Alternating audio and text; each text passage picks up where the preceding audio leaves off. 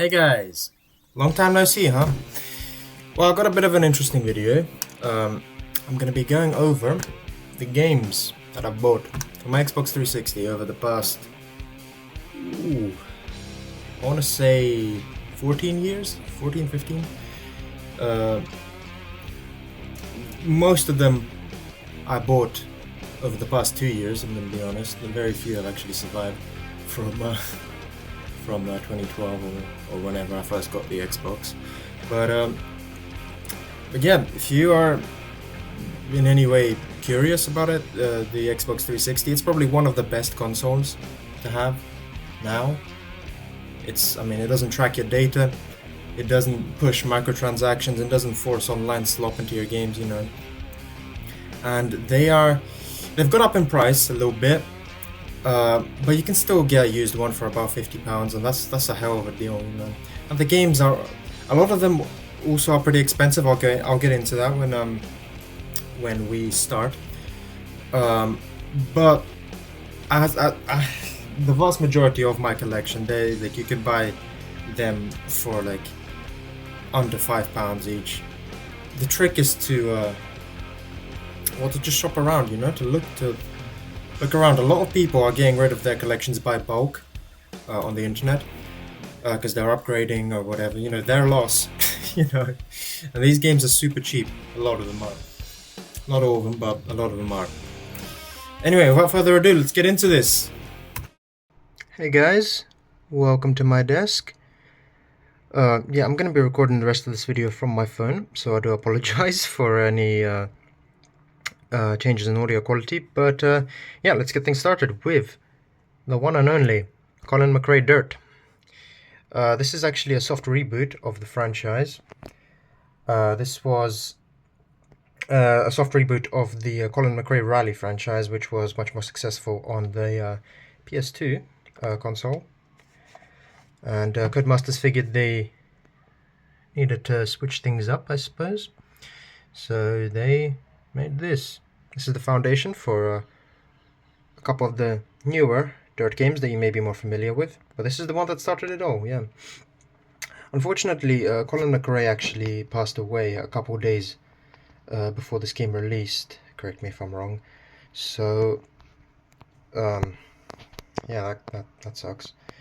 But yeah, as for the game itself, it's super cheap these days, and surprisingly, it actually has the most content out of all its sequels, which is really unusual for a franchise. But yeah, if you see it says classics there, that sort of means it's a re-release. It's not the original copy, but it's this would have been re-released at some point later on in its lifespan. I got a couple games that are like this as well. It's the same game still, but it's just, you know how they like reissue albums and stuff. It's kind of like that.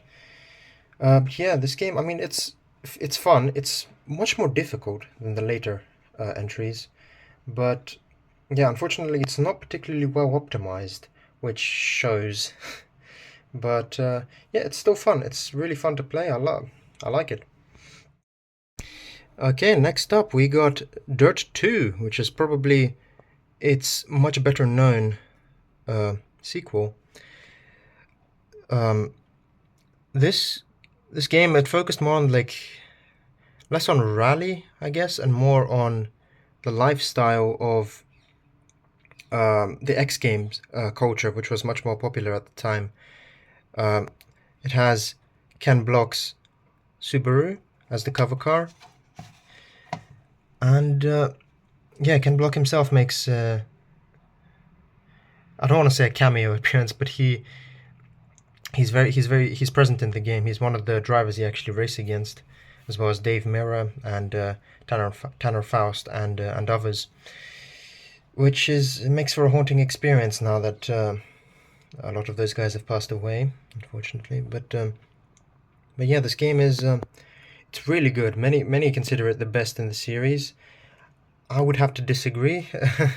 I mean, it is. Yeah, I love it. It's very good, but I'd say the sequel to this game is better, which is coming up. But yeah, the main issues I have with this game is that there isn't that much content. There there's no like classic rally cars, which is surprising for a dirt game. Every other title has sort of like Group B and that sort of thing. But I mean, it's obviously it's still a really really good game. This is the one where they introduced the flashback system. So it became a little easier, but the physics are still there. The game's still great. It plays really well. It's much better optimized. I mean, it has the piss filter of this era, if you know, you know. But no, it's still fun. It's a great game to come back to. Alrighty, next we got what I consider the best game in the Dirt franchise. This also features Ken Block's car on the cover, this time a Ford Focus. And this time he's sort of your mentor. You can see there in the advertised game modes you got Gymkhana, which is his specialty. I mean, he started as a rally driver, I believe, but he then branched out into Gymkhana, which is basically artistic drifting. And yeah, this game, they improved the graphics. Yeah, there's no doubt about that. But this was released in the time period when they started adding microtransactions to the game, which is very unfortunate. But I don't know, I still like this game a lot. Yeah, like I said, it's my favorite probably in the franchise. I mean, it's hard to decide between this and 2. But yeah, I mean, this is it's a lot of fun still to this day. Yeah, no, like I said, they added the sort of Gymkhana, freestyle Gymkhana type stuff. So you can see that they were trying to branch out from rally, which you see in the later games that they returned fully to rally. They cut down on a lot of the other content that was in the earlier games. So yeah, these earlier titles are a great way to experience the sort of mad off-road stuff, like the Land Rush, the Gymkhana, like I said, the sort of 1v1 head-to-head events, and yeah, the hill climb. The hill climbing in this game, in my opinion, is the best out of all the other games. And yeah, worth picking up. This game is also really cheap, I believe. So yeah. Okay, now we're getting into slightly more obscure territory. Dirt Showdown was more of an opportunity for them to branch out even further. This game focuses more on demolition derby type events. So yeah, it was a bit of a shock for people at the time.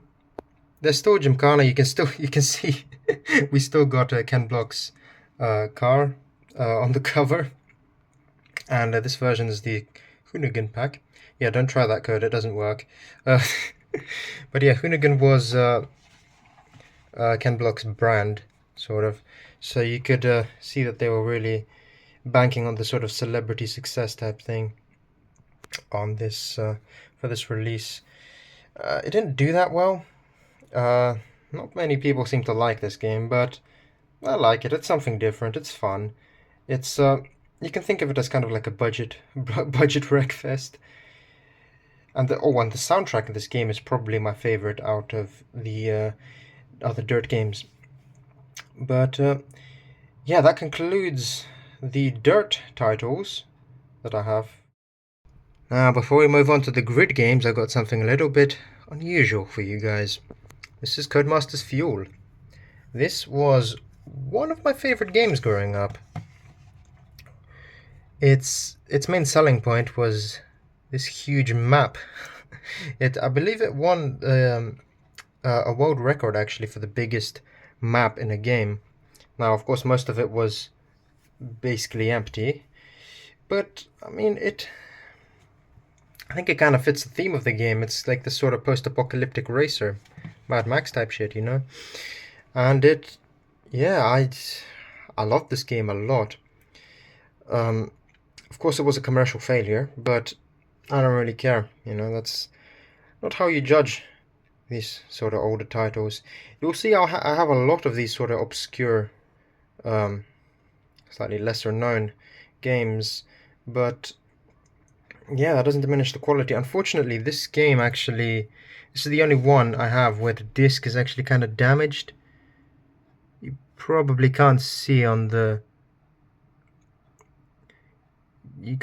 camera, but there's like these little swirls on the disc where they try to polish it clearly. I'm not sure if that's what caused the damage, but occasionally it doesn't scan properly and it just kind of throws you out in the middle of the game, which sucks, but I mean, all you really have to do is open the disc tray and rotate it a little bit, maybe clean it, and put it back in, and it works fine. But yeah, this game, it also has a really good soundtrack as well. It has plenty of cars in it. It has variety in the vehicle types. Actually, it's got bikes, it's got quad bikes, it's got muscle cars, it's got trucks, it's got a bit of everything. Which, yeah, I believe it's kind of unique in that way. And there's really no other game like it. But yeah, it's one of my favorites. Alright, kicking off the Grid franchise, we got the original Race Driver Grid. This again is actually a soft reboot of the Toka Race Driver franchise that was super popular on PS2. Highly recommend getting it if you have one. But yeah, this game, it's a lot like Dirt, the second one. The UI is very similar, the cars feel pretty similar. It's basically Dirt, but instead of dirt, you got a grid. Wow. Yeah, we got this pretty cool looking second generation Dodge Viper on the cover. And I don't know what that is. I think that's a Mercedes Sauber. Oh wait, no, it says Mazda. Oh, my bad. Yeah, that's 787B. Something, I don't know. But yeah, this game's pretty cool. I mean, it still holds up. It's got you can buy your cars on eBay in the game, which is interesting. And there's some. This game actually introduced the co-driver mechanic. Not co-driver. Like a second driver for your team. Like there's some team management elements. You can hire a driver for the game to race with you and stuff. You can. Yeah, you can look at his stats, you can command him within the race, you can tell him to push for a higher position and stuff. And yeah, that's just a little something that made the series unique. Also, the AI is really interesting. Like there are there's a chance for them to go off track when going around a corner, which, I mean, that just gives slightly more believable, like not like in Forza, where they like follow a preset path and they kind of crash and die occasionally. But no, in this game it's actually they're semi-scripted, and it's super cool. It feels natural, and you got a what's his name? You got like a manager who commentates over the race, which is something inherited from the Toka games. And also they have the 24 Hours of Le Mans, which is a 24-minute race on the Le Mans track, which I don't believe any other game actually did that. It's super tough. It's like in the last 10 or so minutes of that race, it's super it's really cool. It's like, you guys should definitely check this game out if you haven't already. Now, Grid 2. There was a bit of a wait for a sequel to Grid, so fans were hyped for this. But unfortunately, a lot of them were disappointed because, unlike Grid, which is sort of a simcade, arcade game but with simulation aspects to it, this game was kind of leaned further onto the arcade side of things. The cars were easier to handle. Stuff was was a bit dumbed down, People don't really like that when franchises do that. It seems like pandering. But I mean, I like this game. It's still pretty good. It's got a pretty nice car list. A a lot of them. This again was released in the era where they started putting DLCs into the game, but they're not necessary to enjoy the game. You know, like there's a couple car packs, there's a couple like I think there's a couple tracks as DLC, but you really don't need them to have fun in this game. It keeps the team elements, it keeps the drive. You got this race manager guy who like guides you through the career, which is pretty cool. But yeah, I mean, this is still a fun game. It's pretty cheap, pretty underrated. Yeah, just get it if you want, I guess. I don't know. Alright, finishing off the Codemasters games and the Grid franchise for this console. We got another slightly obscure one, Grid Autosport, made in collaboration with the Autosport magazine, which again, I guess they were banking on the sort of celebrity aspect of this. But yeah, this was released, I believe, just a year after Grid 2, as a sort of apology for the more arcade direction taken by the team. I find it difficult to admit, but this is probably one of my favorite Grid titles. It's got the most content out of any of them. It's got Formula 1 in it. You can see on the cover there. That's a Formula car. It's got Formula 1. It's got surprisingly good drifting mechanics. It's got endurance again, which I believe that was a thing in all the other Grid games, but in this game they sort of expanded on it and made it its own thing, its own like racing discipline. But yeah, this game releasing at the time that it did, it kind of divided the fan base, I guess. It also released on a lot of different platforms. I believe the most out of any of the other Grid games. They ported it onto mobile onto Android of all things. And yeah, you can play this on basically anything. But yeah, it's a great game in my humble opinion. Anyway, I'm probably one of the very few people on this earth who actually defends this game. But yeah, I like it. It's pretty fun. Okay, next up we got the Project Gotham series, PGR 3. This is slightly less well known than its sequel, which we'll get into soon.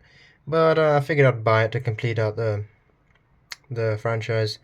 The first two PGR games, especially the second one, was super popular on the original Xbox. This was a Microsoft exclusive, and yeah, I mean I haven't played this one too much. I only got it recently, but it's okay. I mean, the graphics are a bit whatever. There isn't much of a career mode to it.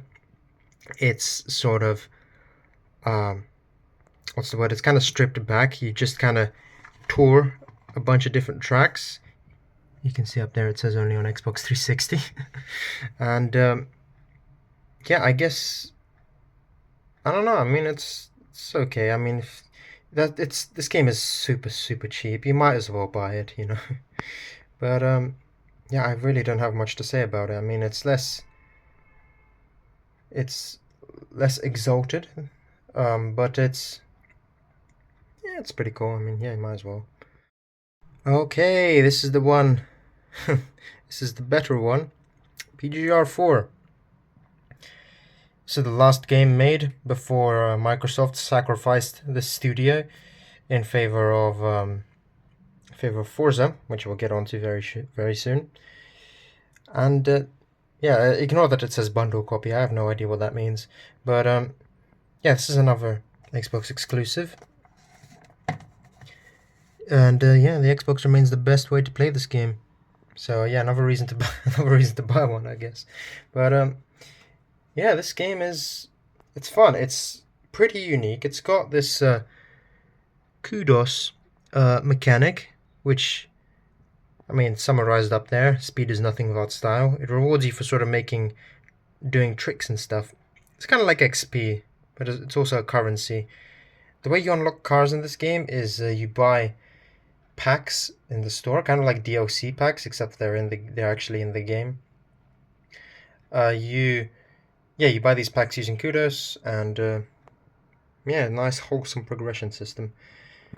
Yeah, this game it's fun. It's got really good driving physics. It's got great It's got great mechanics that make it super unique, in my opinion, compared to other games. And yeah, I haven't played it too much either. I mean, I've played like maybe 10 hours, but yeah, no, I mean everyone online raves about this game, so yeah, figured I'd get it. Okay, here's another obscure one for you guys. Race Pro. This game was made by the guys who would go on to make Race Room, which is one of those respected simulator titles. Before that, they would make the GTR franchise, which I'm entirely unfamiliar with, but I wager it's all right if they if they're still in business. Yeah, surprisingly this is a console exclusive, an Xbox 360 exclusive, in fact. And what makes this game unique is that it's actually a full-blown simulator for console, which was entirely unheard of at this time, you know?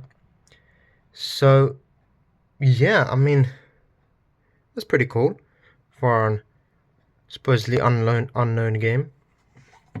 Now, that does mean it kind of sacrifices some of that entertainment factor that all the other games have in favor of, you know, realistic race times and qualifying and, you know, having to prove yourself to race teams before they accept you for a championship, you know, that sort of thing. And it's, I don't know, it's not my thing, but if you do enjoy this kind of thing, this kind of grounded simulator type of take, then yeah, you might as well get it. It's super cheap, I believe. Okay, now let's get into the franchise that people most associate with Xbox. Forza Motorsport, yeah. Yeah, look, this game is so old, it doesn't even have the Forza logo on it. But yeah, the first Forza game was an original Xbox exclusive, and this was the first one to actually come out on the 360. Yeah, look at that. It borrows a lot from Gran Turismo, which actually I believe it stole the HUD of Gran Turismo 4, which was super funny when I first launched this. But other than that, I mean, it's really its own thing. It's more like where Gran Turismo is more, I guess I wouldn't call it a simulator, but it's trying to be more realistic and grounded. This is kind of more arcadey, but it still has the driving physics and and all that stuff to back it up. This game, it's still really good. It's super fun. I mean, the graphics obviously aren't as great as slightly later titles that I'll get into very soon, but yeah, I mean, I don't know, it's still fun. It's still a Forza game. You know, you really can't go wrong with Forza games on this console. So yeah, this one, it's really interesting to play it because this one is before they added a whole bunch of the multiplayer stuff and stuff like the auction house and some of the other stuff that really made it more of a multiplayer focused experience. But now here we go, here we are, stripped back, you know, campaign. Still got a really good car list though. Yeah, I recommend checking this one out. Okay, now on to a game that people actually might recognize. Forza Motorsport 3. It's got 2 discs. First one's the play disc, second one is for the extra content. This is the Ultimate Collection. I'm not sure if the guy gave me the right one, but for the one that I bought, but oh well, his loss. This game is you can compare the evolution of this game compared to the previous one just by looking at the logo. I mean, this is the first time that this iconic Forza logo has appeared on a racing game, on the Forza title, obviously. Yeah, this game is when they really made the blueprint for the original for the Forza formula that we know today, you know? It's got it's got the rewind system, it's got all the online nonsense that everyone loves. It's got livery sharing, it's got the auction house, it's got a supposedly really good multiplayer, which I have not played because, well, the servers have been dead for God knows how long.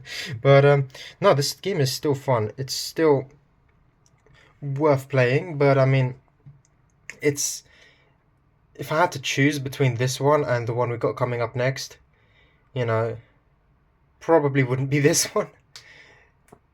But I mean, it's good, but we got better, you know. We got even better. But you got to pay respects to the progenitor, I guess, of this original, the original Forza design. Still feels strange coming back to this and then playing Forza Horizon 6 and realizing nothing's really fucking changed. In how many years has it been now? Almost 20. God damn, this game's old. But yeah, no, this game's great. Game's great. Okay, now we got what is arguably the best Forza game to this day. God, that Kinect sensor thing is making really dates this game, huh? But yeah, again, we got two different discs because we just got that many cars. And yeah, this game just took what Forza Motorsport 3 did and just did it even better. You got a better career mode, you got better online, supposedly, and yeah, this is the one where they added Top Gear narration. You got Jeremy Clarkson describing a couple of cars in the game. I believe like it's 10 or 11 cars that they chose that are narrated by him, which is super cool. In the new Auto Vista game mode, yeah, you can look around the car and it talks to you. Well, the car doesn't, Jeremy does, but you know. Racing supposedly is even better, though I can hardly feel a difference, to be honest. The UI is different slightly. And oh wow, the soundtracks. You wouldn't really think of a Forza game to have a good soundtrack, but this feels nostalgic. Maybe that's just me though. But yeah, this game's great. It's still super cheap. Just buy it, man. They made like a however many millions of sales. It's really good. It's like they're not going to be expensive ever, I don't think. But yeah, it's great. Yeah, super fun game. Holy Grail, as they say. Okay, now we got the game with which Microsoft sold its soul, huh? The original Forza Horizon with that beautiful, iconic 2012 Viper. 3rd gen, I believe. That's the second game to have a Viper on its cover, huh? Anyway, in this game you drive. It's open world. You drive in Colorado. Wow! Instead of on tracks, which should have been standard more or less for Forza. But yeah, this game it introduced a lot of the stuff that's super iconic to the Forza franchise by now. You got your barn finds, you got the showcase events where you race against crazy stuff like planes and trains and stuff, and you got the online, which again dead servers. But I mean, if you play Horizon 5 or 6, you can still see like a lot of the DNA was made with the very first franchise, with the very first game in the franchise. So yeah, I mean, this game is definitely, it has its shortcomings. The map is super restrictive. You can clearly tell it's kind of limited by the technology of the time. Also, the car list is compared to coming off of Motorsport 4, the car list in Horizon is surprisingly dreadful. That was a bit of a shock to me, but Yeah, I mean, it's still a fun game. It's a good game. Soundtrack's great too. It's got lots of nostalgic hits, and yeah, I mean, it's pretty expensive, but what can you do? Okay, next up, Test Drive Unlimited. Now, I never actually knew this, but apparently Test Drive was its own franchise back in the day, before they just started making Unlimited games.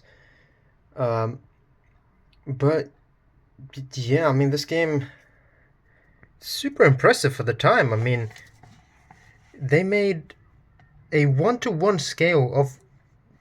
scale map of Hawaii, of Oahu. Sorry, yeah, it comes with a map actually. I'm not gonna fold this thing out, but you're just gonna have to trust me that that is a map. Yeah, I mean, I can't lie. That's like the only thing this game has going for it. It's got the map. That's about it. The car handling is kind of buns. Career is non-existent. There's like a couple races that you can do, and that's about it. This was really banking on the multiplayer, the MOOD, the massively open online racing. Yeah, it says it right there. But yeah, now that the servers are dead, you can't really do that, can you? So yeah, you're kind of stuck just driving around by yourself. Yeah, that. I mean, it's fun to play for a little bit. It's really the technology. Don't get me wrong, is super impressive, but you know, it's not. There really isn't that much to do. Now, TDU 2, on the other hand, this is how you make a sequel. So, you got in this game, they really expanded on the life simulator aspects of it and the sort of role playing stuff. You got stuff like casinos. You can, I mean, you could buy houses in the first game and visit auto showrooms and stuff, but in this game, there's a bunch more stuff you could do, and there's an actual story and career to this game. Well, it's not really a story. You're just kind of trying to win this championship, but that's about it. Apparently, you got some interesting stuff in this game. Not, I mean, it's on Peggy 12. It's not going to be much, but you know, it's interesting. Yeah, it's better than TDU 1, definitely. In this game, actually, you have two different maps, two different scale maps. You start in Ibiza, and then you can later on in the game you can go to the first game's map, Oahu, which is much bigger and much cooler in my opinion.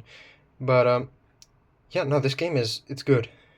It's okay. The driving is kind of the what's it called? The some of the voice acting and the characters is a bit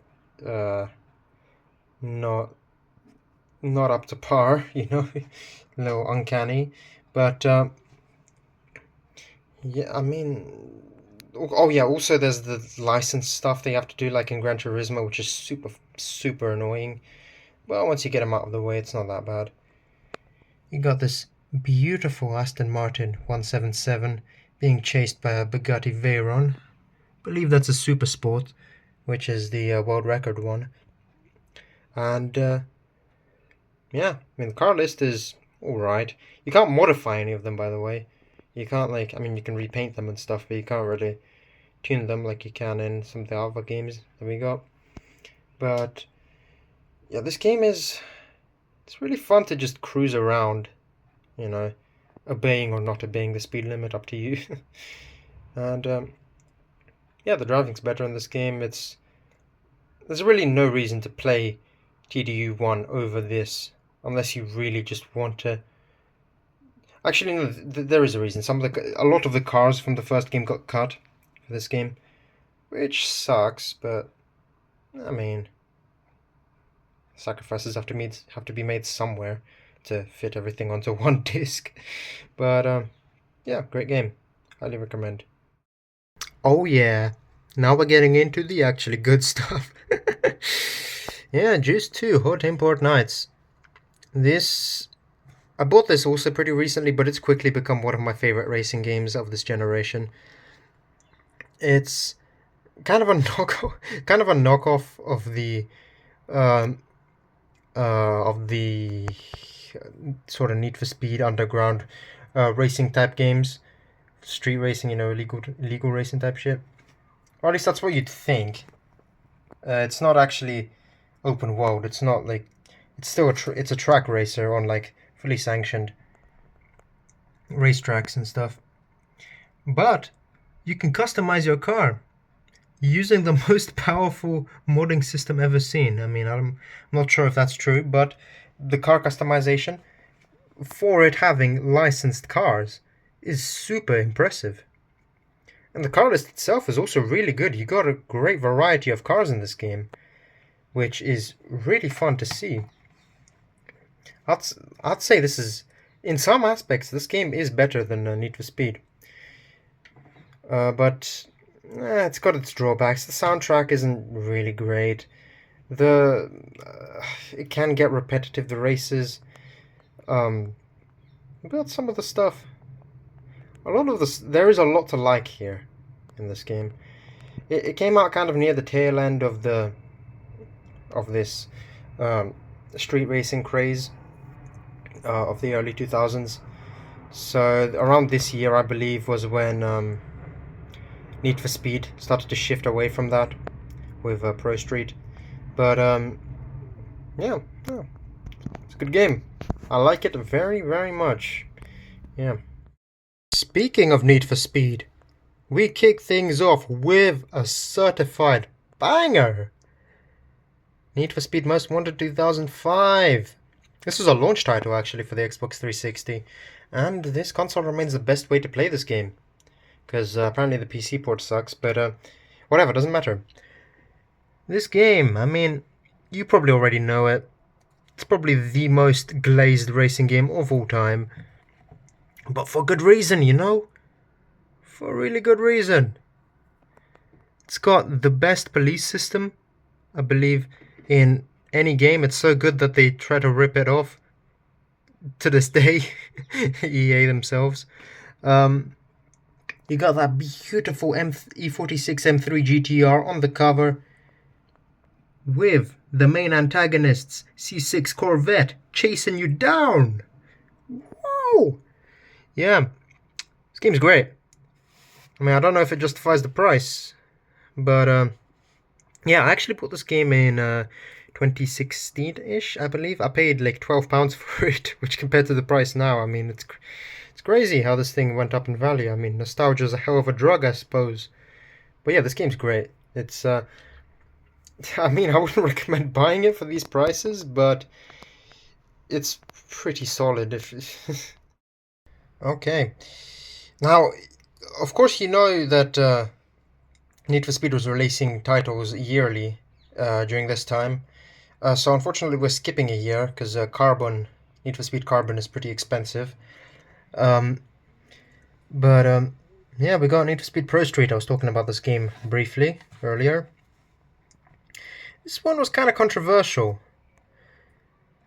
You got you don't have an open world in this game. It's back onto tracks, like in Underground 1.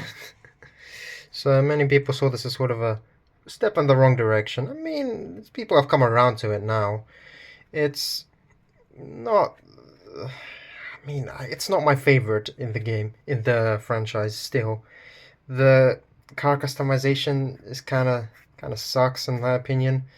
It's got... you have to save your cars as blueprints, which is really annoying. It's got a lot of this sort of dated online connectivity shit. And I believe you need to be connected to Xbox Live to play this game, which sucks. I wouldn't recommend getting it personally, but if you like it, you like it, No hate to you, but it's not my favorite. Okay, now we're entering the kind of the downfall of Need for Speed. I mean, I don't know. People seem to hate on this game. It's a little bit unfair in my opinion. But yeah, Need for Speed Undercover. It's a lot like Most Wanted 2005, in that, well, it's basically the same game. It's in a different map with slightly newer cars. You got more supercars in this game, I believe, than in Most Wanted 2005. Most Wanted was more like tuners and muscle cars, kind of, sort of more down to earth cars. Here you got kind of exotics and stuff, which was kind of cool. And obviously, yeah, updated car list for the year of this game's release. A lot of the people see this as kind of a lazy cash grab game. I don't really disagree, but I don't know. I like this game. I liked it. Surprisingly, back in the day, I liked this more than Most Wanted 2005 because I thought it was a newer game. It's better, I guess. Yeah, how naive I was. But yeah, I mean, it's okay. I mean, it's pretty cheap these days. If you can't afford Most Wanted 2005, you might as well buy this. It's basically the same game. Hey, here we got Need for Speed Shift. That very nice E92 M3 GTR on the cover. This game it gets a lot of love from the fans. It's pretty good. It's people have described it as kind of like a horror racing game, which it's really funny. But yeah, this game has one of the best interior cameras in racing, especially of this generation. It's very, very immersive, which terrifies a lot of people because racing is scary. Like, you got that fucking guy behind you, he's pushing on you, tailgating you, and yeah, anyway, yeah, this game, you feel like you can barely control your car in this game, which, I mean, that might be up your alley. But yeah, I like this game as well. It's definitely fun. The career is pretty good. It's pretty extensive. You got a pretty solid car list. Oh, and a major feature of this game actually is that you can pro upgrade your car. Like, you can once you max out all the upgrades on your car, you can do a works conversion, which makes your car even better, even quicker. It's like this sort of expensive end game upgrade that you can do for your car. It's not available for all cars, but it's pretty cool. Another cool thing is that a lot of the upgrades are actually visual. Like, you can do a cockpit upgrade, which like changes your steering wheel to have like a racing steering wheel with buttons in it, and like a roll cage and stuff. You can get body kits, and yeah, just a whole bunch of really cool upgrade stuff. The livery editor apparently is not that great, but you get a couple of preset liveries to play with, which is pretty fun. Which is not actually something that Forza has, surprisingly. I think a couple of cars do, but not like the regular cars. But yeah, this game's super great. I think it recently, a couple of years ago, it got delisted off Steam. So really the only way to legally play it now is on 360 and I think PS3. Maybe it's backwards compatible, I have no idea, but this game is great. It's really good. Okay, now we got Peak. We have acquired Peak. This is Need for Speed Hot Pursuit 2010. This is a reboot of the earlier Need for Speed. Well, it's not a reboot, it's like a return to form, I guess. It's how do I say it? It's more of earlier Need for Speed was known for more highway racing rather than street racing. It was with Underground 1 that they sort of pivoted into street racing following Fast and Furious. But here we have sort of a love letter to those original games that are much beloved by fans these days, especially Hot Pursuit 2, if you ever have a chance to play that.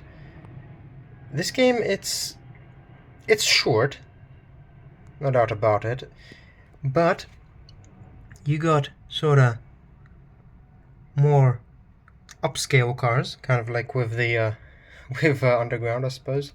not underground, undercover. And you have this iconic cover art with Pagani Zonda being chased by a Lamborghini Reventon, whatever.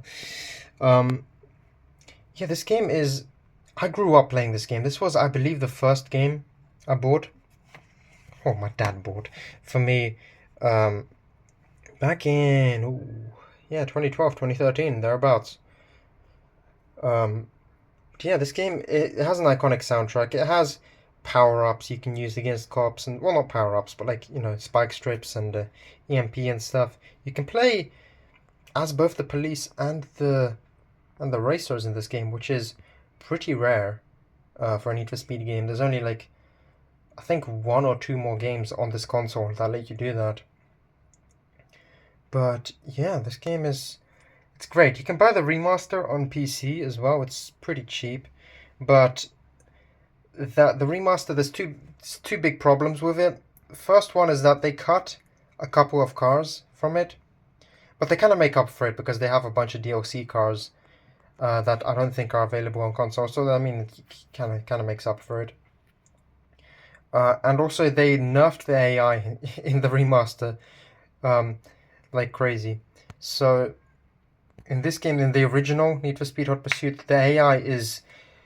it's not difficult, but it's like it puts up a fight, you know? It's more challenging. But in... the remaster is kind of... it's really easy compared to this. You can breeze through it in maybe like a couple hours. Okay, not a couple hours, like maybe 10-15 hours. But yeah, oh yeah, I guess another advantage of the remaster is that the servers work, because one of the big selling points of this game was the multiplayer, which whatever, I don't really care for it. I never grew up with Xbox Live, so I never, like, the first time I ever tried multiplayer was when I built my PC. But yeah, so I know that was never a focal point for me. But yeah, this game's great. Yeah, this game is really, really good. Buy it. If you can't buy an Xbox 360, buy the remaster. Whatever, man. I won't judge you. I have it. Yeah, great game. Play it. Okay, rounding off the Need for Speed games, we got Shift 2 Unleashed. Oh yeah, one thing I forgot to say about Shift 1 and this game as well is that it was actually made by Slightly Mad Studios, which are the guys who would later go on to make the super successful Project Cars games. Yeah, anyway, this game, I guess EA got a little bit jealous of Codemasters, so they hired Vaughn Gittin Jr., who is a Formula Drift racer, to act as sort of your mentor in this game, which is pretty cool. I always love it when the racing games have these sort of celebrity drivers in them. Yeah, I mean, people didn't really like this game, I guess, because I'm not even sure why, to be honest. You can see you got the R35 Skyline and the Maserati something on there. Yeah, I'm not sure why people don't like this game. It's kind of... I guess it's kind of the same thing as with Grid 1 and Grid 2, where they kind of try to pander sort of to a more casual audience. But I mean, it's still difficult to play this game. Not difficult, but it's still like, it requires your full attention to play this game still. Which, yeah, I mean, if you like that, if you're into that, yeah, more power to you, man. Yeah, I mean, this game is pretty good still. It's okay, the campaign is a little boring. It's not like, well, not boring, but it's like it's dumbed down compared to 1. But still, I like it. It's fun. It's got an extended car list as well, which is pretty cool. But yeah. Oh yeah, this also got delisted with Shift 1. So this is basically your only way to play it now, which sucks. Man, fuck licensing agreements. Okay, here we got Driver San Francisco. This is another one of my favorite racing games. This is the only driver game to actually be released on the 360, which is really surprising. You know, they consider this game a serious competitor to GTA back then, back in like the the PS2 days, I guess. But yeah, this game is super cool. You got this like sort of shift mechanic where you can shift out of different cars. You can basically drive any car in traffic, which is, I guess, kind of a kind of a family-friendly way to say that you can steal people's cars. And yeah, the story's great in this game. It's kind of like a detective game. I believe this guy, John Tanner, with his beautiful Challenger, he is the protagonist, I believe, of a couple of the earlier driver games. But yeah, no, this game is it's really good. The car chases are are really fun. The driving's really good. You almost forget that this game was made by Ubisoft, man. What happened to them, man? They used to make such good games. But yeah, anyway, this game's incredible. It's yeah, easily one of my favorite. Probably, if I had to choose which game to keep and sell the rest, it would be this one. This game's incredible, man. Absolutely play it if you can. Next up, we have Midnight Club, Los Angeles. This is the only Midnight Club to officially release on the 360, I think. I mean, unless Midnight Club 3 got ported, but I doubt that. But yeah, this was the last Midnight Club game. This was released just before Rockstar decided to focus all their efforts on GTA 5. But yeah, it's pretty cool. I mean, it's got a really nice, super detailed map, Los Angeles, and yeah, it's got a story. It's got sort of, I mean, it's pretty similar to the first couple Midnight Club games. I mean, not the previous Midnight Club, not the first couple, whatever. And yeah, I mean, they went for a slightly more realistic route over this one. Car handling is a bit more, what's the word? Not quite simulator, but you know, well, nice of you to join us. It's a bit more, what was I even saying? A bit more, yeah, not simulator, but just a bit like more difficult, I guess. I'm not a huge fan of the handling model, but the customization's alright, and the car list's pretty good. We got this beautiful Celine S281 Mustang with the dub badge on it. And yeah, I mean, it's pretty solid. Next up, we got Blur. Made by the same guys as PGR 3 and 4, except under Activision this time. This game it's interesting. I've heard it described as kind of Mario Kart, but with licensed cars. We got a Ford GT showing off against BMW M135i. Not really a fair fight, but whatever. So yeah, in this game, you got these power-ups that you collect, and you, I guess, use them on other racers. It's pretty good. This game is kind of one of those games that was really obscure when it came out, but people have really turned around on it and keep saying how it's underrated classic or whatever. I mean, it's okay. I mean, I don't really have a strong opinion on it. I haven't played too much of it. Car list seems pretty interesting though. It's got a decent mix of off-road cars and street cars. Yeah, it's also got like hot rods and stuff, which is pretty interesting. That's not really something you see too often. But yeah, Blur. Okay, this one here is a pretty special one. Burnout Paradise. This is the last Burnout game, I believe. Yeah, as you can see, it's made by EA. These guys would actually go on to make Need for Speed Most Wanted 2012, which is, I don't have a copy of that, but yeah, that game is sort of maligned by Need for Speed fans, but people seem to have turned around on it recently. Anyway, Burnout Paradise. This game's it's pretty good. It's got a nice map, great variety of cars. It's got destruction, obviously, as with most Burnout games. This isn't the best Burnout game, probably. That would be, I don't know, something like Takedown or whatever the other ones are. I'm not too familiar with this franchise, but I do like this game. I do like Burnout Paradise. They remastered it as well, much in the vein of Hot Pursuit, but from what I've heard, it's not the best. I mean, it's okay. I mean, it's a way to play it on newer platforms, I suppose, but it's basically the same game with just slightly worse.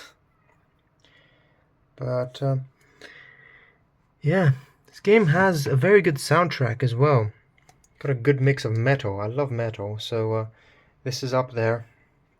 And yeah, it's a fun game to play. It's fun. It's just fun, and it's well made. Like, it's intuitively designed as well. Like, if you're following a route, instead of showing you like a route on like a mini map or something, it shows you by the car's indicators which turn you're supposed to make, which is something they stole from the Getaway, I believe, or one of those like obscure PS2 games. But anyway, this game is great. It's fun. I just like it. Here we got Flatout Ultimate Carnage. This is a port of the legendary Flatout 2, which came out on PS2, and this is a port of it onto Xbox 360, made by Bugbear, who would go on to make Wreckfest, one of my favorite modern racing games. And yeah, I mean, you can tell from the cover what's going on here, right? It's a lot of chaos. Yeah, it's kind of like Demolition Derby racing, essentially, with destructible maps and yeah, this game set a standard when it came out back in the day, and it's not the last Flatout to come out, but it's probably the last good one, you know. If you guys are interested in this sort of game, the game Trailout is a sort of spiritual successor to this game, and it's made by an indie studio that seems to be pretty passionate about this kind of game. So yeah, you can buy it on Steam. It's pretty cool. Not sponsored, but yeah, I like that game myself. But yeah, no, as for this game, it has, I would say, one of my favorite racing game soundtracks ever. A lot of metal, a lot of like 2000s metal punk, that kind of thing. It's really fun. The gameplay is great. The cars feel great. There's some upgrading. There's a career sort of, but I mean, it's not particularly fleshed out. You mostly just drive around on different tracks and stuff. There's also a Demolition Derby mode, which is super fun. Yeah. But yeah, this game, it's surprisingly affordable. So yeah, have fun with this one. Okay, here we got something of an underrated classic, Split Second Velocity, made by Disney of all people. Yeah, this game, the whole like gimmick in this game is that you can trigger traps in the environment and destroy stuff to like slow down other racers and even like change the route in the map, which is it's pretty cool. It's not something that's done often, but other than that, I'm gonna be completely honest. The driving fucking sucks in this game. It's like brake to drift, but even worse than the Need for Speed titles. It's kind of unbearable. Like I struggled to play this. I struggled to play this game, but I mean, if it's not that big of a deal to you, you might find it, you might find it entertaining. This Velocity, I believe that's I don't know. It's not a sequel, but it's like a re-release, I think, of the original Split Second. But yeah, I mean, I believe they did port this game onto PC eventually. So if you know, you know, you know where to get that, I'm sure. But yeah, I really don't have much to say about this game. I don't like it too much. It doesn't, like, outside of the main gimmick, it really doesn't do too much, you know. I'd rather play something like Flatout, you know. But hey, I mean, if you like this game, more power to you. Okay, we're finally done with the racing games, which means we're about halfway, I think. I appreciate you guys for sticking around if you watched this far. But yeah, this is a special one. Red Dead Redemption. A funny story about this one, actually. Well, it's not a story, but it's not how I got it. It's the box, the Game of the Year edition, right? It's supposed to have both Red Dead and Red Dead Undead Nightmare on one disc, right? But the guy sold the disc for the Game of the Year edition, but he gave the guy who bought it the box for the regular Red Dead. So he was left with he was left with these two boxes, these two discs, right? So yeah, I bought the Game of the Year edition box with the two discs, and he gave me actually the box for the Undead Nightmare and for the original game as well. So I got 3 different boxes actually for this game, which is really funny. But anyway, this game, you probably already know it. It's really good. Super fun. I mean, it's probably not as good as Red Dead 2, in all honesty. But that's only because Red Dead 2 is, let me just get the lighting for you. Red Dead 2 is more modern, obviously. This is a bit older, but this is still a great game. Super fun, super great. Just, this is like back in the era where Rockstar actually released games, you know. So yeah, I mean, they ported actually this onto PC a couple years ago. I haven't tried it on PC, but I'd wager the original console is probably the best way to play this still.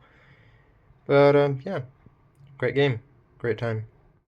Okay, next up we got the Holy Grail again. That's the second time I've said that in this video. Anyway, GTA 4. Look at that box art, iconic, man. Anyway, this is definitely the best GTA on this console. It's better than GTA 5 in my opinion. Story mode is way better. They used to be online for GTA 4 as well, little known fact. But that's obviously long dead. But yeah, this remains... Xbox 360 remains the best way to play GTA 4 because the version on Steam is actually... it's a different version, actually. It's a newer version, which doesn't support mods, so you have to... It's actually less... I think it's like less optimized or something. So you have to downgrade it to have mods. I mean, not that the Xbox has mods, obviously, but you kind of don't need them for the 360. For PC, you do need mods to like fix all the bugs and stuff that still haven't been patched. I mean, in this time period, Rockstar either never ported games to PC, or they the ones they did port were kind of dog shit, you know. So it is still better to play this on console. So yeah, easily the best GTA in my opinion. I mean, San Andreas is a close second, but this is undoubtedly one of the best to play today.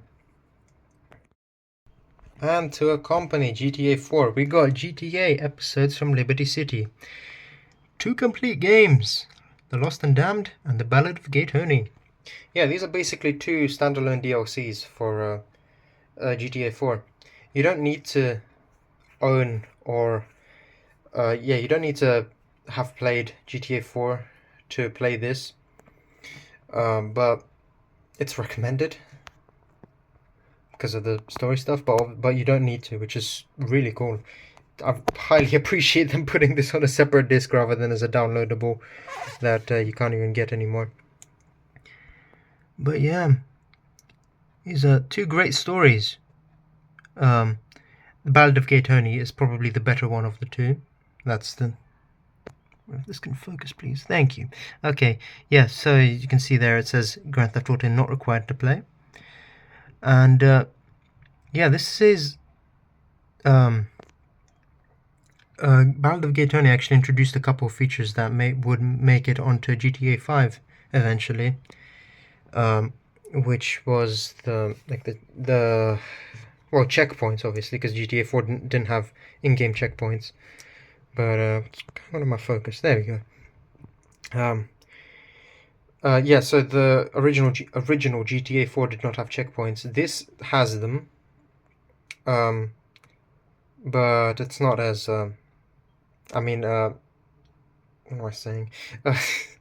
Yeah, this has checkpoints. This has those little like score things you get at the end of the mission that you see in GTA 5. Yeah, this has them as well.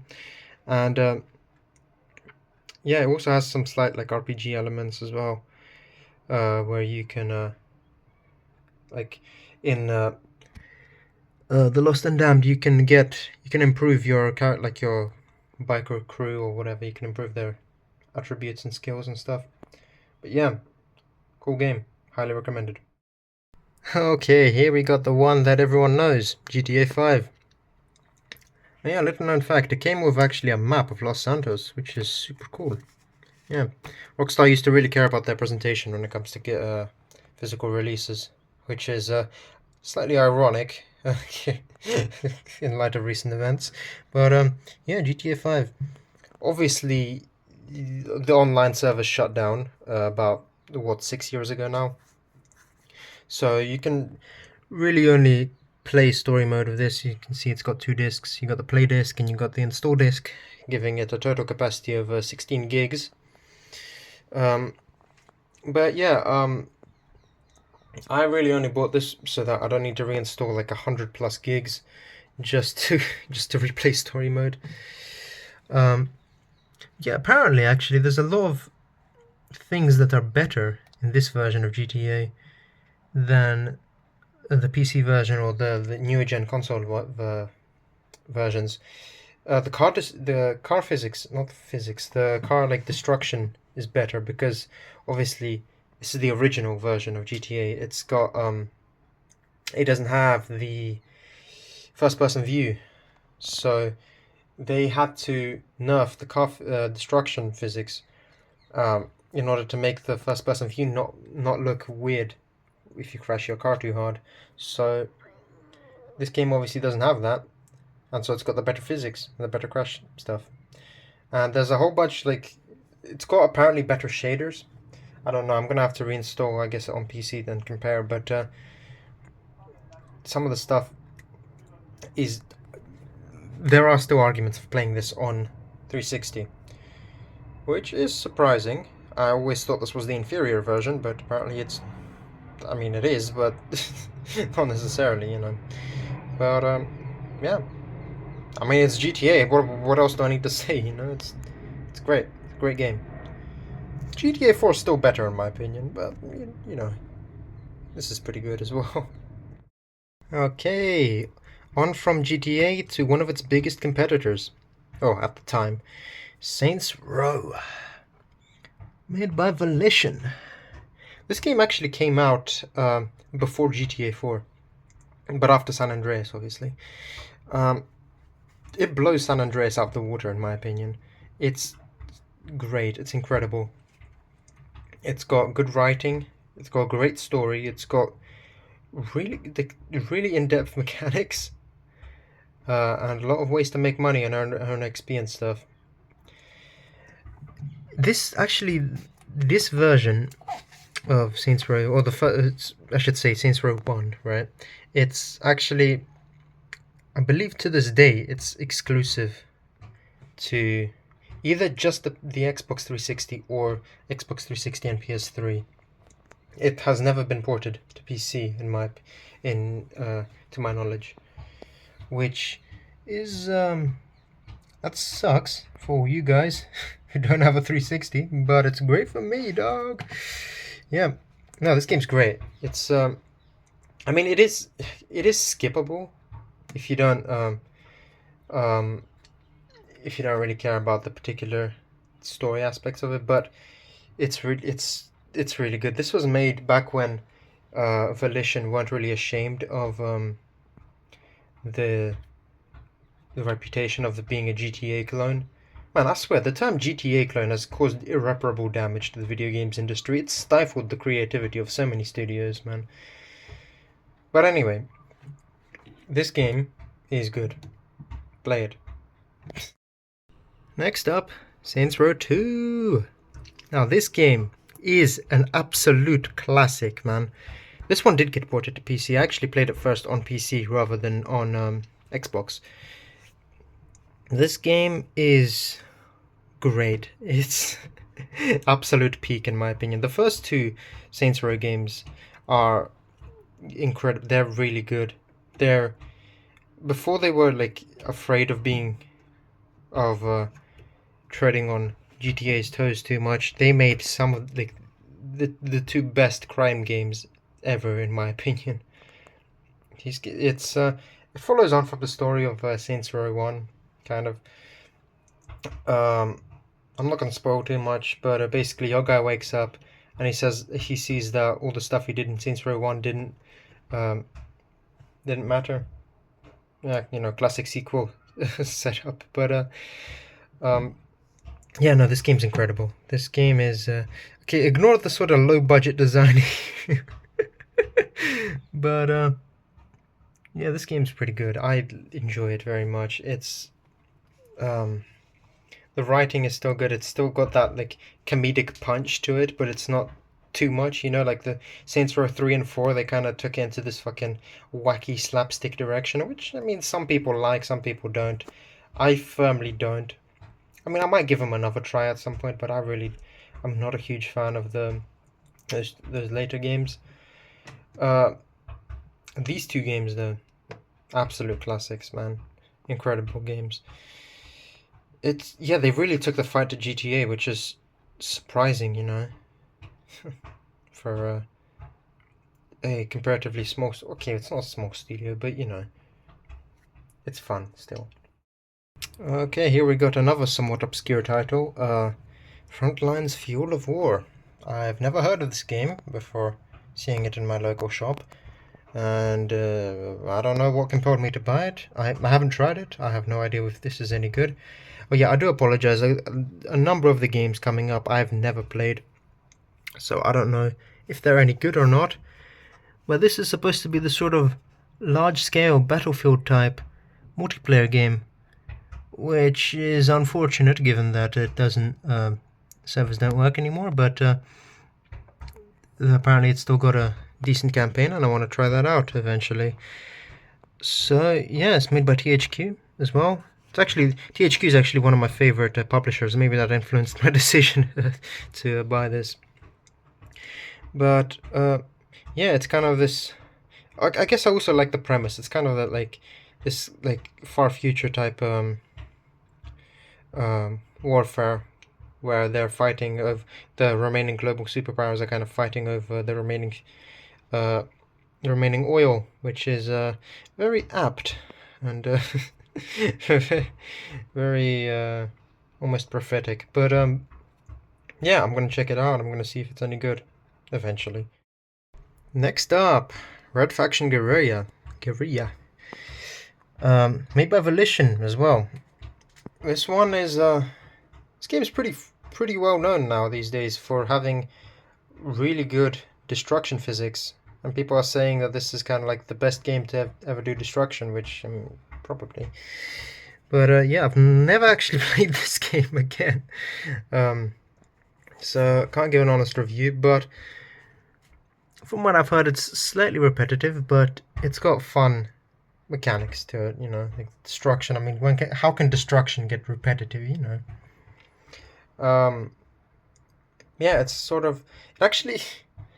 I don't know if it's a reference. There's like a reference to like the LotR Corporation, which is a company, which is a company in Saints Row 2.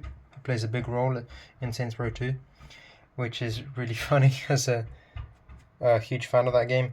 But yeah, it's a shooter. It's Just Cause like, if you will. We got Just Cause coming up, don't worry. And yeah, supposedly a fun game. I'll try it eventually. Here we got Red Faction Armageddon. Yeah, I'm willing to bet you guys didn't know Red Faction had more than one game in the series, huh? But yeah, this is a sequel. Obviously, it's set after the events of the first of Guerilla, and the idea is that the planet, or Mars, is overrun by these weird like insect guys, insect zombie things, and yeah, this time you have this thing called the Nanoforge, which builds stuff. Yeah, it's pretty cool. I haven't really played this game either, but it's not as popular, definitely, as Guerilla. But I mean, I'll see if it's any good.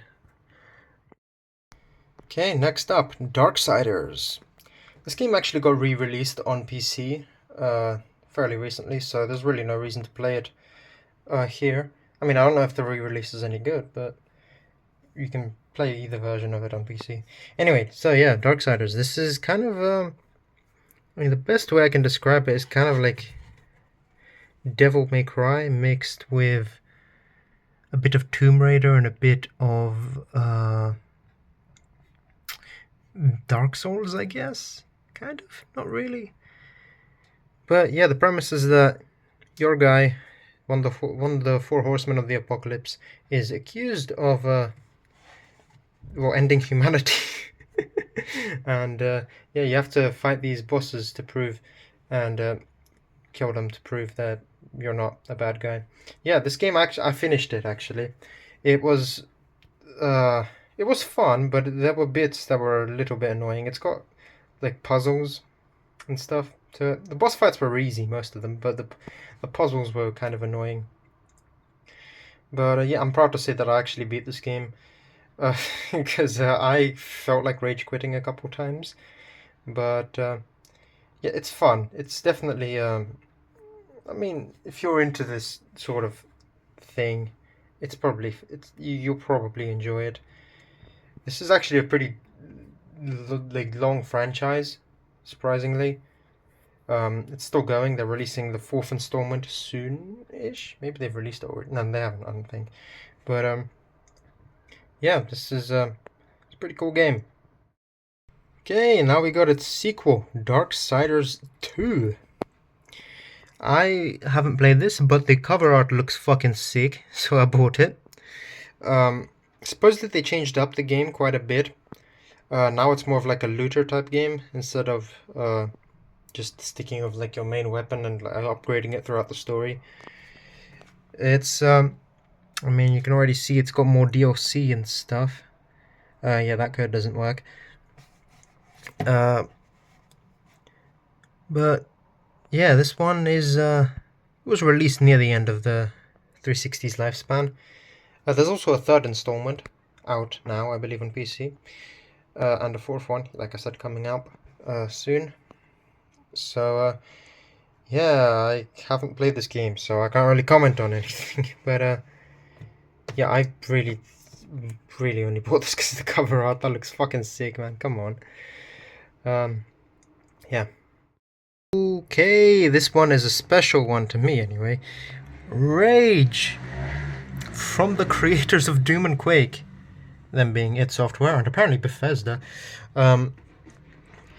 Yeah, it's got 3 discs. The 3rd one is the multiplayer disc, I believe. The first 2 are for the game itself. So yeah, this one you can throw it away. But anyway, this game is really, really fun. Super cheap too.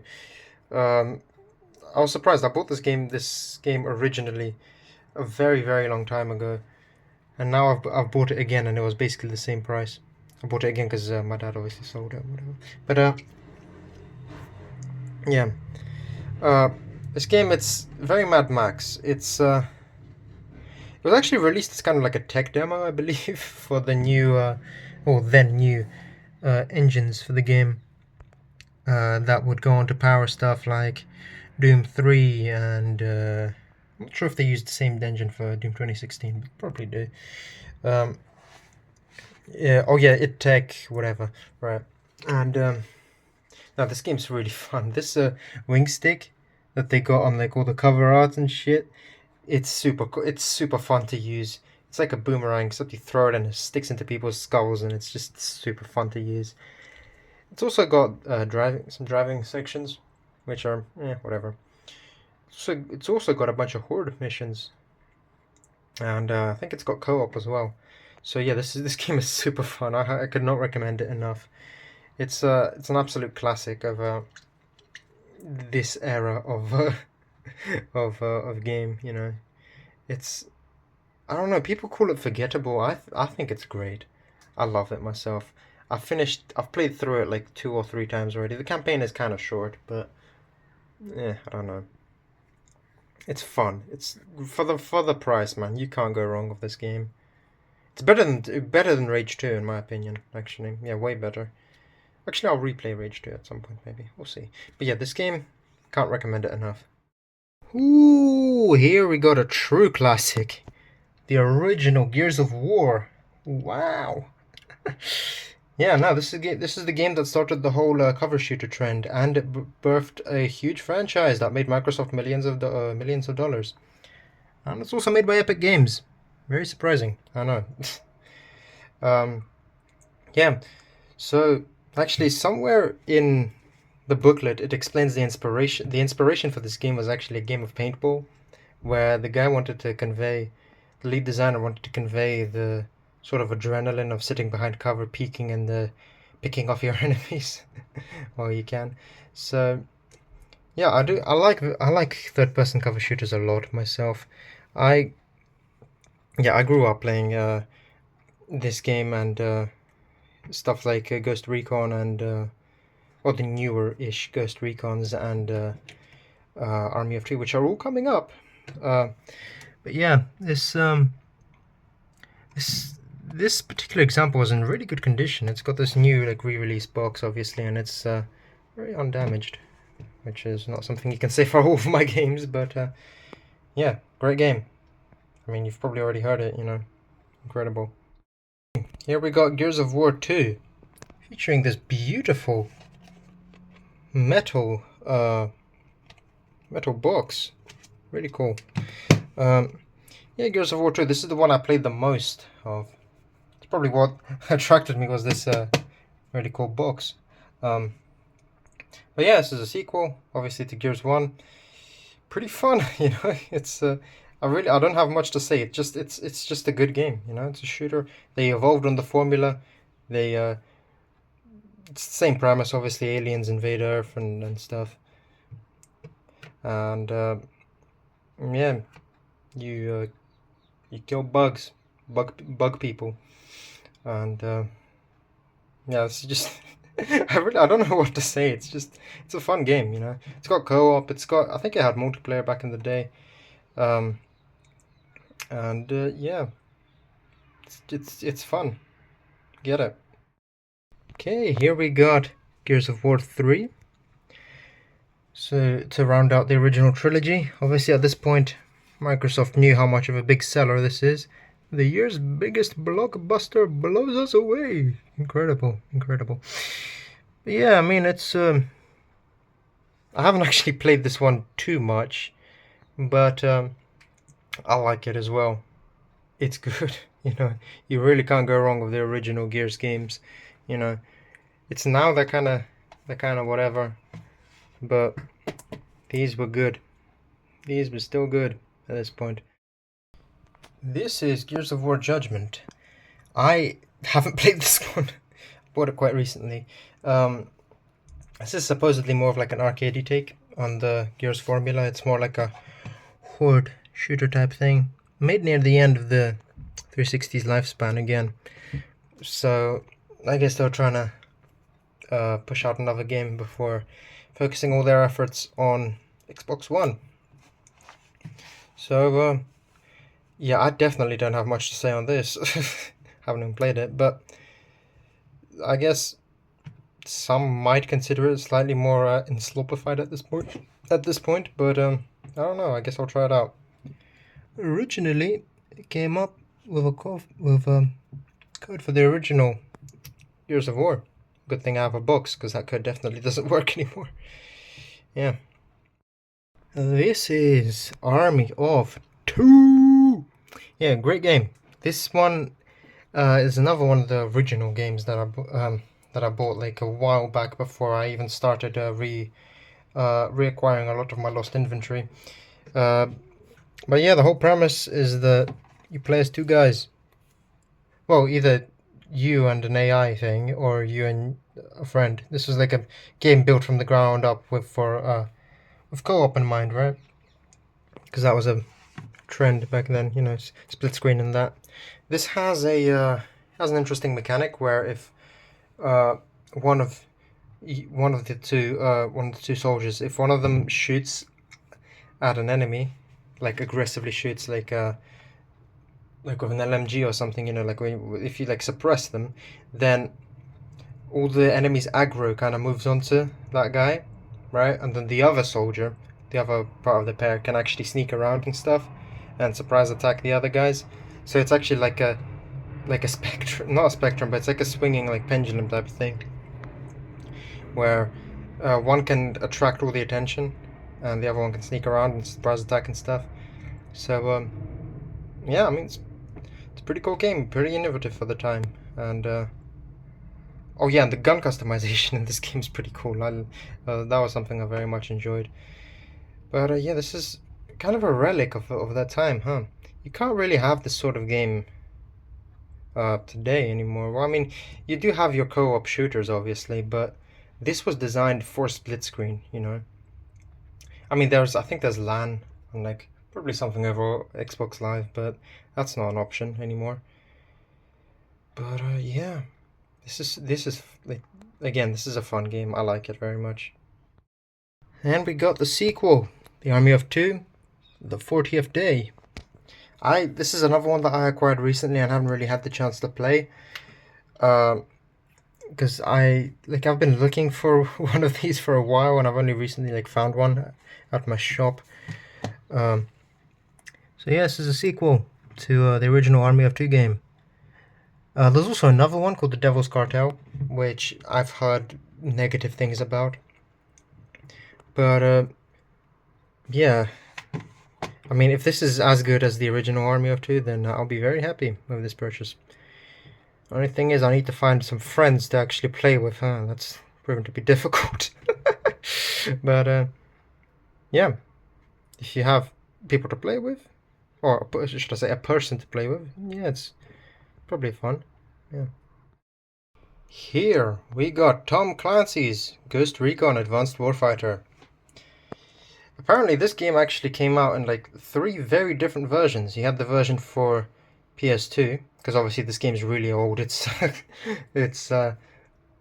was one of those like cross-generation games. So there's a version for PS2, there's a version for 360, and there's a version for PC, which are all very, very different. PS2 is obviously much more slimmed down version of this, but surprisingly the PC version, which I played first, was like, it's more tactical, it's much more hardcore, I guess. But this is a bit more relaxed, sort of. With the technology of 2013, you may live to see 2014. Wow. Talk about the far future, huh? But yeah, this is kind of this is one of those what's it called, cover shooters. Yeah, the cover shooters I was talking about a bit earlier, right? And yeah, it's pretty fun. Yeah, at least the Xbox version is the cover shooter one. The PC one is a bit more tactical, but yeah, I'm very happy I bought this. It's pretty cool. What do you get after Ghost Recon Advanced Warfighter? You get Ghost Recon Advanced Warfighter 2! Yeah, this is the sequel. It's got a big 2 on it, that's how you know it's the second one. And I haven't played this at all. so I got nothing to say. The big selling point apparently is that it's the first one to be set in the United States. Wow, why would you want to go to the United States, am I right? But yeah, same premise, same sort of shooty, I imagine. I don't know, I haven't played. But yeah, Ghost Recon 2, incredible. And then we got Ghost Recon Future Soldier. This is the one I played the most out of the three. So this one is probably my favorite, right? I should probably go a bit into the history of actually Ghost Recon. They started more as or Tom Clancy's Ghost Recon rather. It started more as like a tactical, very much a tactical shooter. It was actually like you were dropped into like a big map and you were supposed to do an objective. It's kind of up to you how you do it. You shoot the guys, and then you go to the place, and then you save the day. Yeah, and this is kind of an evolution of that. It's very evident that they were inspired by that when they made this. But obviously, it's also much more arcadey to fit the audiences of the time. Yeah, see, signature edition, incredible. But yeah, I mean, this game's pretty fun. My dad actually enjoys this game as well, which says a lot. Yeah, this is the game of all time. Alright, at the start of the bottom shelf, we got the Saboteur, which is supposedly a classic, but I haven't actually played this one either. It's made by Pandemic, though, who are the guys who made a lot of the games that I like. The Mercenaries games, they made the old Star Wars games, they made the old Lord of the Rings games, and yeah, just a great studio that made a lot of compelling open world games. But yeah, this here's a flyer for a DLC, I believe. Yeah, and look at that, it's artistic. But yeah, the whole point is that you're kind of liberating Paris, and oh hello, and you kind of yeah, you sort of you fight Nazi occupation, and like this cool like artistic thing where like the game starts off black and white, and then as you liberate districts, they turn colored. Yeah, that's like the cliff notes of this of this game. I haven't played it myself, so I don't know if it's actually any good or if it's just hype. But yeah, this game's supposedly becoming slightly less, like it's becoming more difficult to find essentially. So yeah, I guess buy it while you can, or you can play it on PC. I'm not sure if it's any better on PC, but that's an option, I think. Hey, I told you guys something Just Cause was coming, and it's indeed Just Cause 2. Great game. Just Cause 1 is easily skippable. It's not that great to play anymore. It's really old and janky and stuff, but Just Cause 2 is good. It's good. It's got, here we got the map of the map. Again, you're just gonna have to trust me that there's a map in here. But yeah, speaking of the map, the game's map is really good. It's probably better than Just Cause 3's map in my opinion. And Just Cause 3 is a high bar, by the way. That's like one of my top 5 games of all time. It's incredible. I love that game very much. So I figured I'd buy Just Cause 2. I'm not gonna lie, on console, it's not great. There is no aim assist. At least I haven't found the option. So I actually just bought a PC version, which was, like, it regularly goes on sale. You might as well buy it on Steam. You know, it's usually available for less than £1. And yeah, it's just easier to play it on PC, in my opinion. But I still have this version because you got this cool map thing. But yeah, as for the game itself, I mean, Just Cause 3 is still better in my opinion, obviously. But this is also pretty good. Graphics are a bit older, sure, but who cares, man? Graphics don't mean shit. And yeah, it doesn't. I'm trying to think if it's like. No, I can't like. this is still like, it still has the same formula as Just Cause 2, you know? Like, they still made it the same way, right? So it's, yeah, it's cool. Play it. Ooh, peak! They should rename the peak of Mount Everest to Spec Ops The Line. Because games just do not get better than this, huh? This is, it was made towards the end of the 360 generation, sorta. So it's like you would expect it to not be that great, but wow, this game is good. I'm not gonna spoil the story because yeah, just honestly, just please play this for yourself. I think the PC version recently got delisted, and you'd think that a shooter isn't that good on a controller, but this was actually made console first, right? It was meant to be as like a soft reboot for the old Spec Ops franchise, which is so old I haven't even heard of it, and I've heard of most of the old franchises. And yeah, I mean, you think it's a typical bro shooter, right? You think it's like one of those like a Call of Duty type thing, but no, it's not. It's way deeper. It's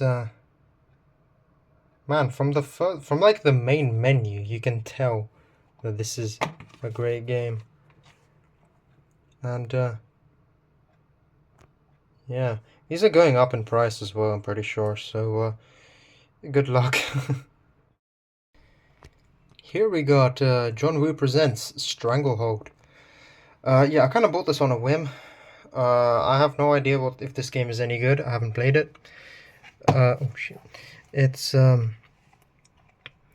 yeah, I mean it's based on the John Woo movies, like Hard Boiled, and I tried to watch the movie. I couldn't find a version in English, so yeah, I mean it looks cool. I mean I suppose the gameplay is kind of inspired by Max Payne, something like that, you know.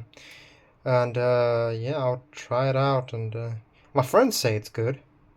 That hopefully means something. But yeah, cool.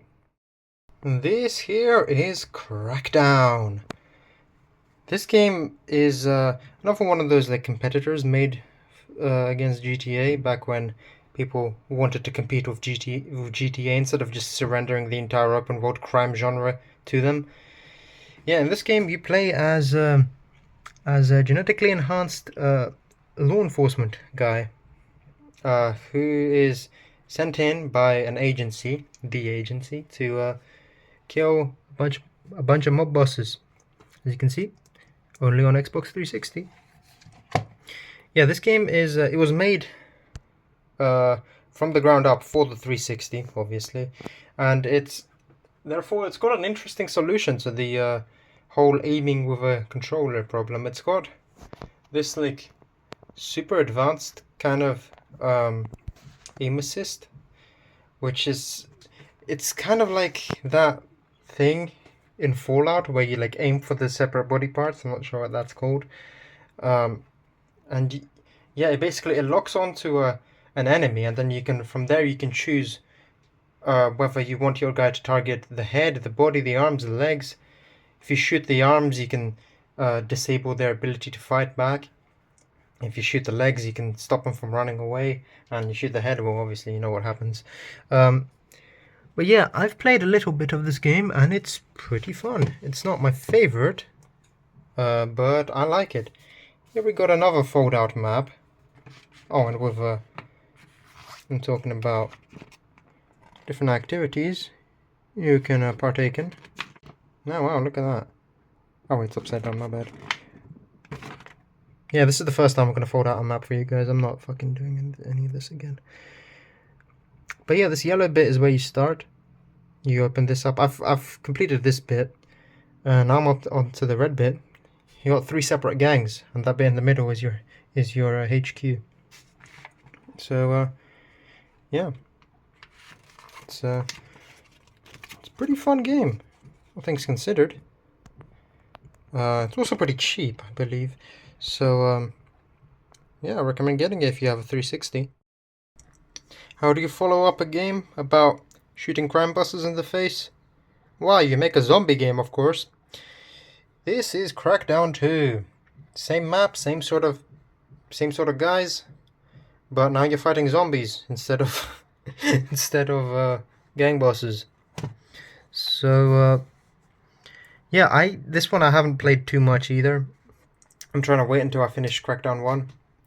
But yeah, I mean, again, you got this sort of fold out thing about talking about fucking a mission objective and stuff. Instead of putting it in here, they just this is fucking empty. They put it in here for some reason, which is really cool. I love it when games do that. I love it when they have this little fold out thing. Anyway, yeah, Crackdown 2. Supposedly really, really good, by the way, from what I've heard. Oh yeah, and the Crackdown games, I believe, they haven't been ported to PC yet. I'm gonna have to check that. But yeah, this was back when Microsoft actually gave a shit about making good exclusives, right? Next up, we have Bioshock featuring this beautiful metal cover, metal box art. Welcome to Rapture. Yeah, Bioshock, I'm playing through this now. I'm not gonna lie, I don't like this game. I don't like this game that much. The story's good, the writing is great, the world building's good, but the gameplay... maybe I should have played it on PC, I don't know. There's a remaster on PC, maybe it's better. I don't know. But I'm just waiting. I'm just kind of shuffling through it, trying to finish it. The story. I'm not going to say anything about the story. If you've played it, you know it's great. The premise is super unique as well. This was, if you don't know, this is a spin-off of the System Shock games. Which, yeah, I haven't played any of those, so I don't know. I might play it on PC. Apparently there's a good remaster of the first one out on PC. But I don't have much else to say. Yeah, Bioshock. It's the original. It's the one everyone likes. Yeah. After Bioshock, you of course get Bioshock 2. With this pretty cool, like, glowing effect on the eyes there. Yeah, this game I actually got before I got Bioshock 1, which is kind of weird, I guess. But yeah, in this game you actually play, instead of playing as a random guy, you play as one of these big daddies who you hunt down in the first game. Yeah. Not much else to say, to be honest. I'm not the biggest fan of this franchise, to be honest. Okay. Okay, I don't have much space left on my phone, so lightning round. Bioshock Infinite. Played this a little bit. It's pretty cool. This game actually has a separate cover on the inside, which, yeah, you can put it on the thing, because people apparently hated this cover and they didn't, yeah, so they printed the second one. Yeah, cool. Next up, Condemned. Condemned Criminal Origins in some places. Yeah, this game, I haven't played it, but people say it's really cool. Like, it's got, like, this came out, I think, the same... Actually, no, it came out a year after Resident Evil 4. So I've never been a good big horror fan, but this is this is a must-play according to some people, so I'll try it out later, yeah. Next up, Condemned 2, or Condemned to Bloodshot. Box is a little bit damaged, but whatever. This one is...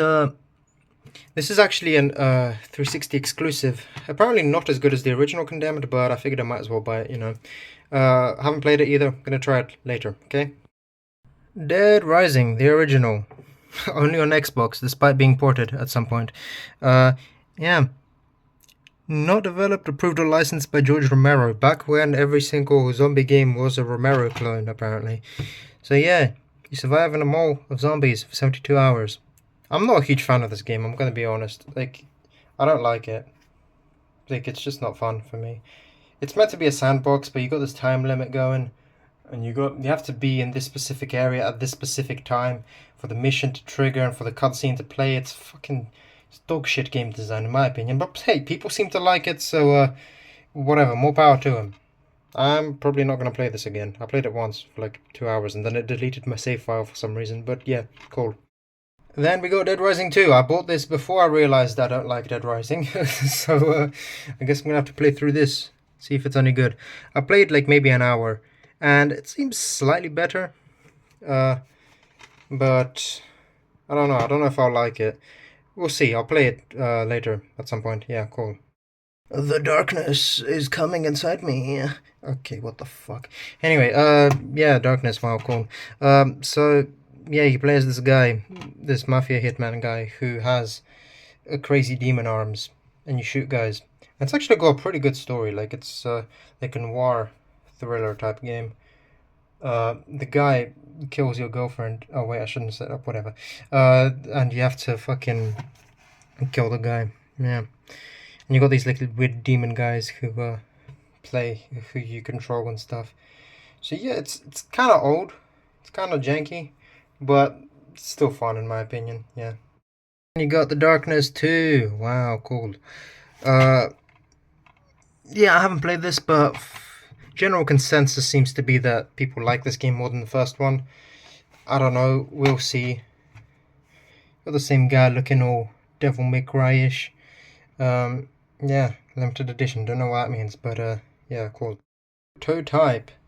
Yeah, Activision. I like, actually, sorry, I'm speeding through this, but I do actually like this game. It's really fun. It's a lot like Just Cause. It's a lot like those earlier GTAs, kind of. You can morph into different soldiers and shit, and you got like these superpowers that make you like do crazy shit. Basically, it's really cool. I highly recommend playing this. I tried it on PC. It didn't work that well, but on Xbox it works wonderfully. It's really fun. I highly recommend it. Prototype 2. I mean, you're thinking, when will they make the full release rather than the prototype, huh? But yeah, you play as the guy, the guy who has a vendetta against the other guy, the protagonist of the first game. So it makes for an interesting dynamic. It's the same map, I think. But yeah, look, Ultimate Showdown. Whoa.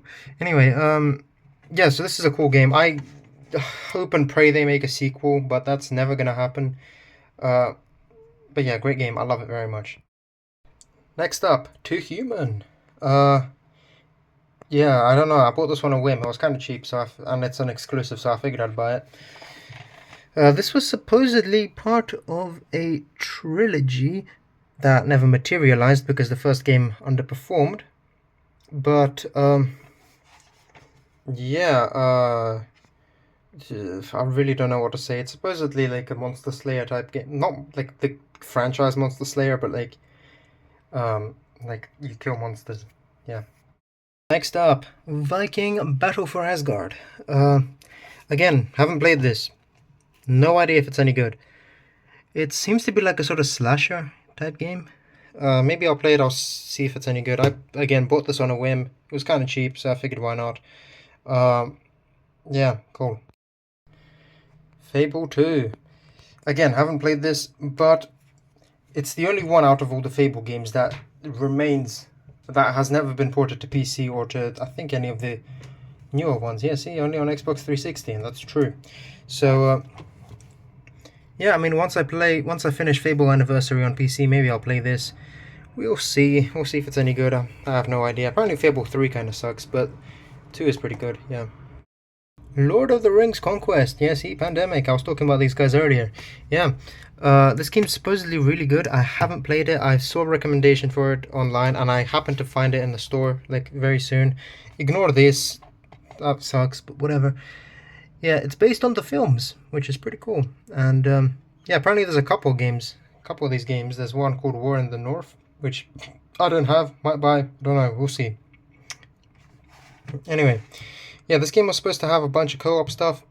I'll try it. It's got a bunch of different campaigns. We'll see if it's any good. Yeah. Okay, lightning round. I've got all the Assassin's Creed games that came out for this console, so yeah, we're gonna speed through those.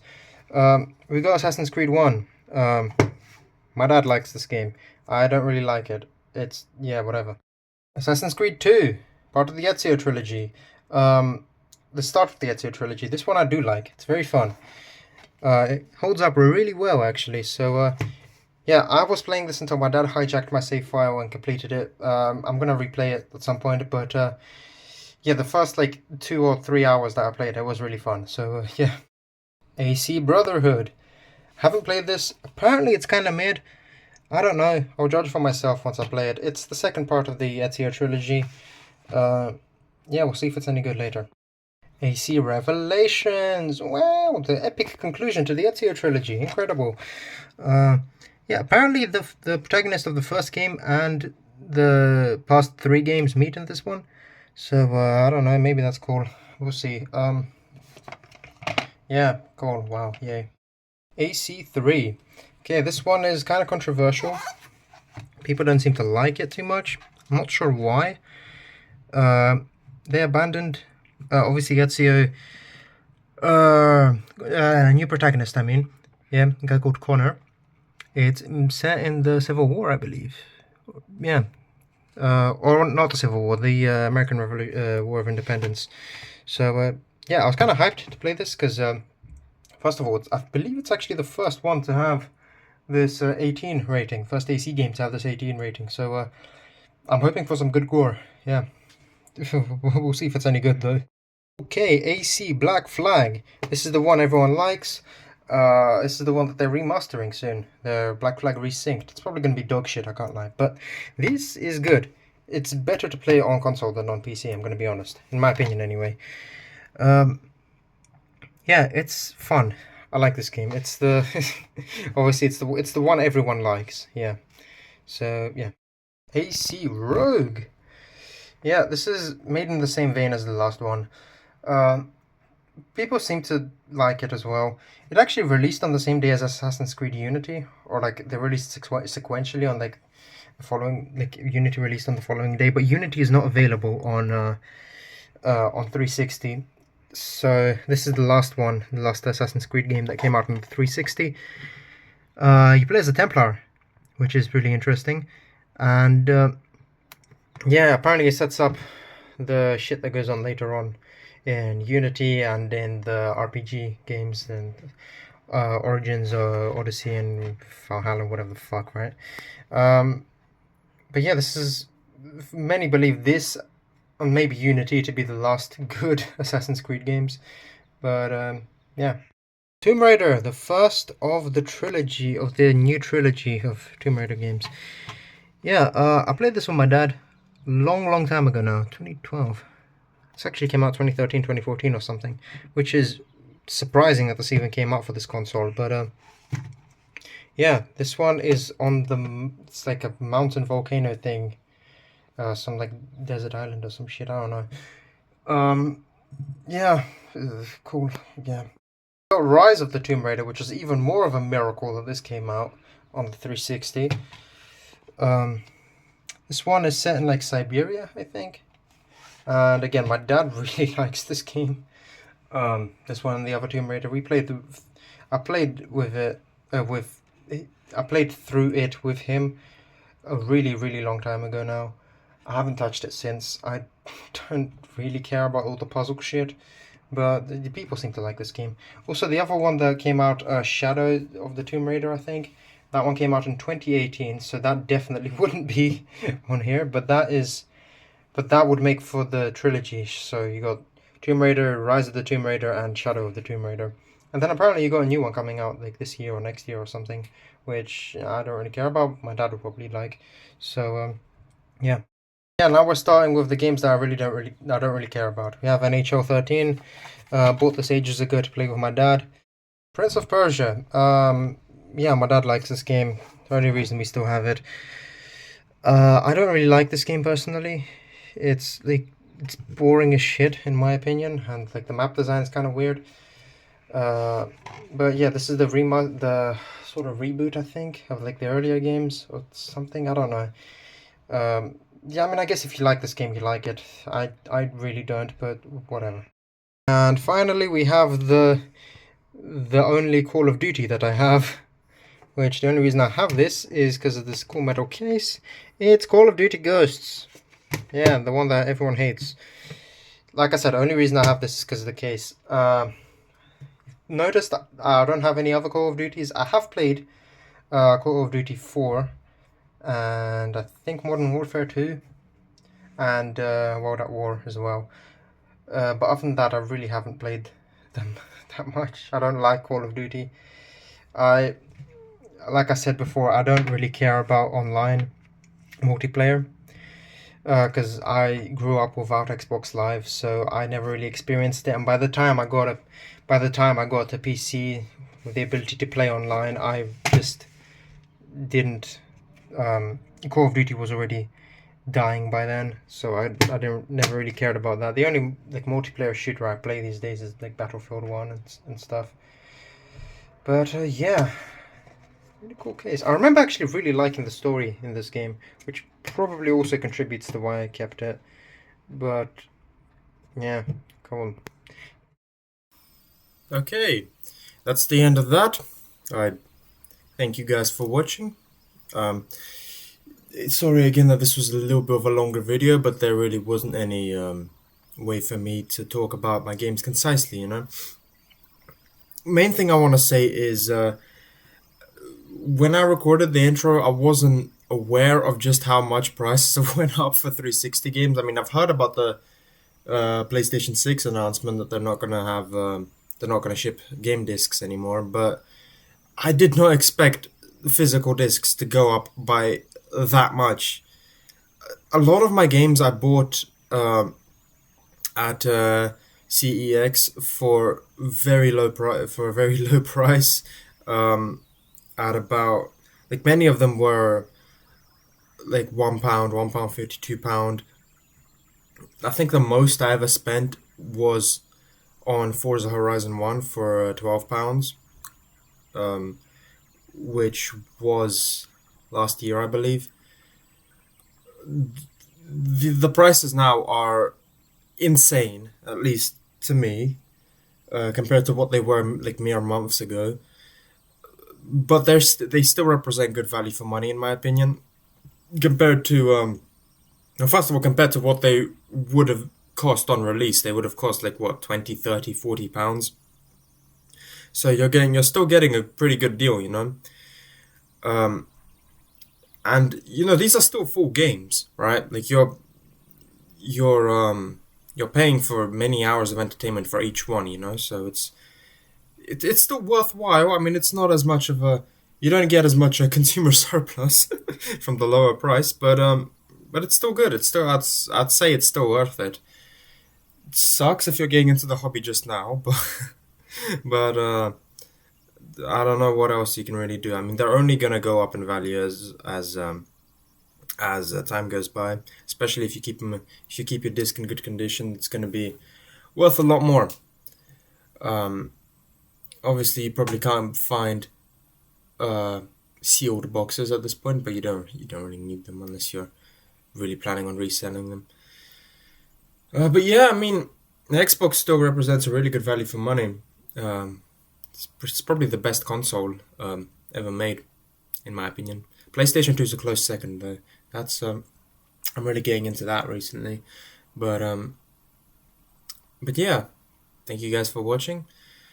And yeah, I'll see you guys at some point, maybe in the future. I don't know. I mean, I don't know if I'm gonna keep making videos. I mean, you guys probably noticed that there's been a bit of a gap, but whatever. We'll see, right? But yeah, see you guys. Bye.